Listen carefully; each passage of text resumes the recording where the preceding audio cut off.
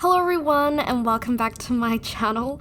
So this is the first episode of my R Plus training journal with Midnight. This is a series where I'll be commenting on my training sessions, talking about what I'm doing and pointing out any mistakes.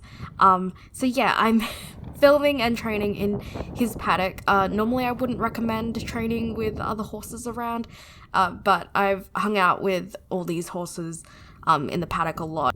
And they're all really good even when I do have food, so I felt quite comfortable training with food even with these guys in the paddock. That horse's butt, you can see that's Loki. He's coming to check out what Midnight and I are doing. But you'll see he pretty quickly loses interest. I've never given any of these other horses food, so they don't expect it from me. In this first training session, we were just back to basics. This was our first training session within a few months. I know we're not in the frame right now. We'll come back into the frame soon.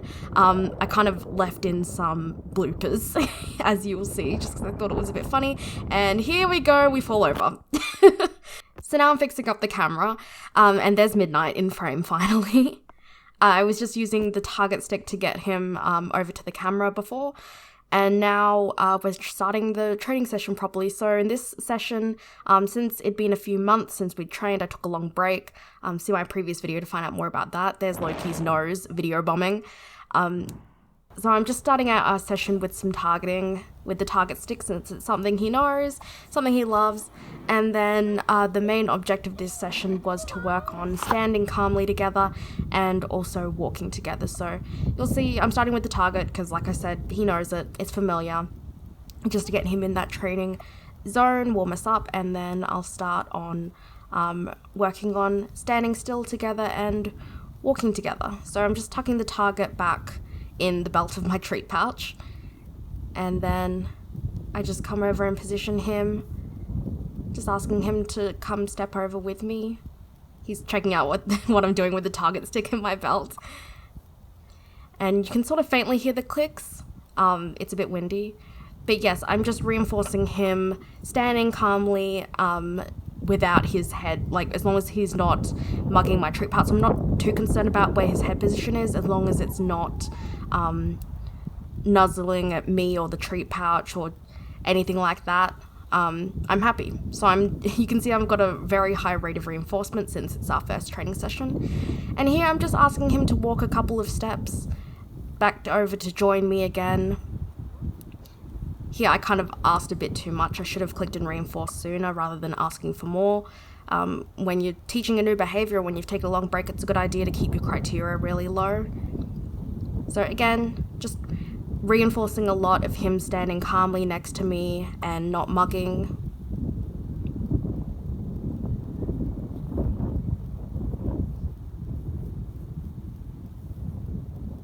So here again, just asking him to move a few steps over with me. And this is going to eventually lead into leading at liberty, but at this point we're just asking for a few steps for him to come with me and maintain that neutral position of standing by me without mugging for treats or anything like that. So you can see his head isn't anywhere near the treat pouch when I'm clicking and reinforcing. He's being very good. And I've got a very high rate of reinforcement. You can see I'm clicking and reinforcing when he's still chewing, so that I basically don't give him an opportunity to mug for treats. That's just a way of setting him up for success. If I don't give him an opportunity to mug for treats, then, well, he's not going to mug for treats, and it means I can reinforce him doing what I want him to do, which is standing calmly in a neutral position like that.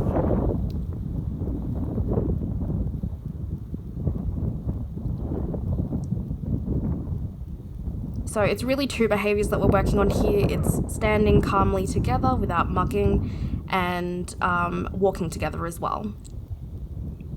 Midnight is an energy conserver, so he finds standing still very easy. Walking around, he's less motivated to do. So I didn't want to do too much of just standing there because it's, like I said, it's behavior he finds very easy. I wanted to also incorporate some leading together as well.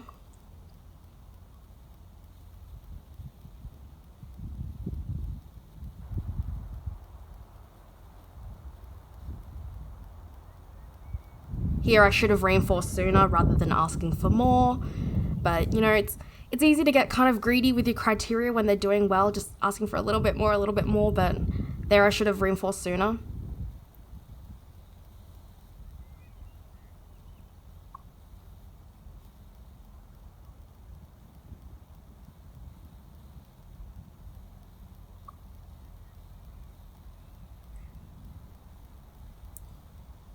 So now just asking him to come back over with me again, a few more steps towards the camera. Here it looks like we're really close to that other horse, but we actually aren't. It's just the angle of the camera.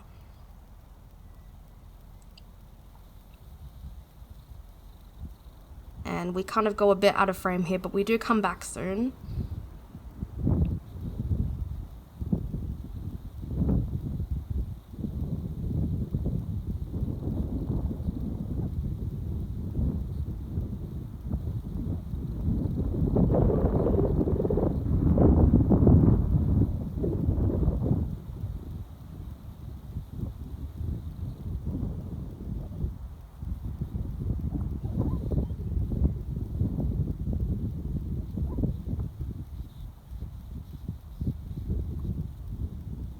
I'm not overly fussed about what his body position is, whether he's lined up perfectly next to me or what. I don't care about that. All I really care about is that his head is sort of next to me and that his head isn't in the tree pouch. That's my main criteria at this point.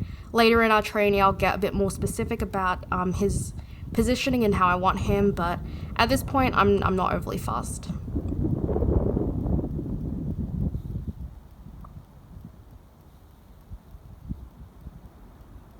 And we're gonna have some horses video bombing in a second. So I'm asking him to come up and stand beside me, and Loki decided to come check out the tripod.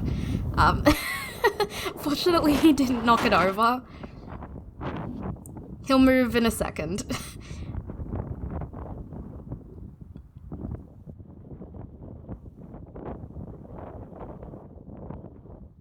And now he starts to move out. There we go. And now we can see Midnight and I again.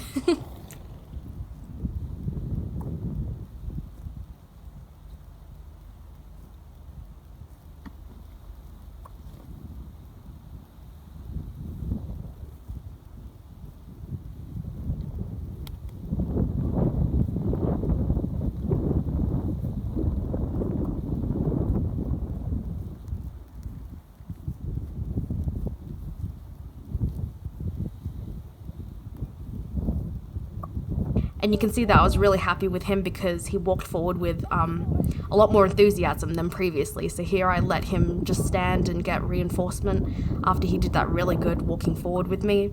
I was very happy with that.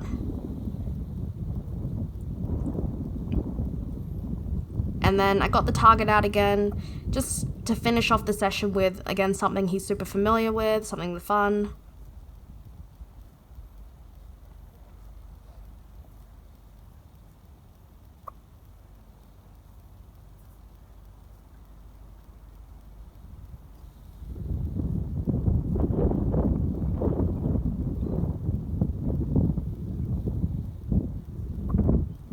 So just asking him to touch the target stick in a few different positions.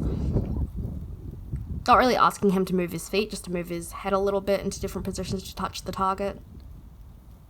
And again, it's something he's super familiar with. I probably should have given him more time to chew in between these.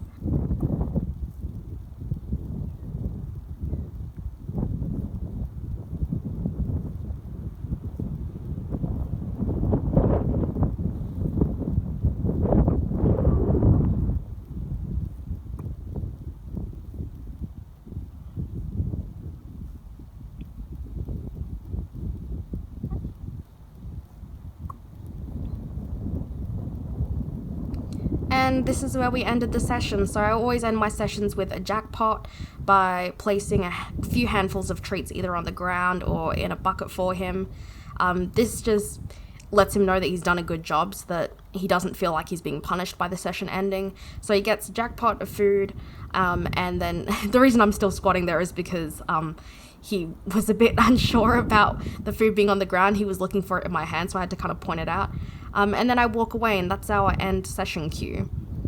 So yeah, I hope you enjoyed this first episode of our training journal. If you did, please be sure to give it a thumbs up as well as subscribe and hit the notification bell. That way you'll be notified every time I upload a video. Anyway, thank you so much for watching and I'll see you next time. Bye!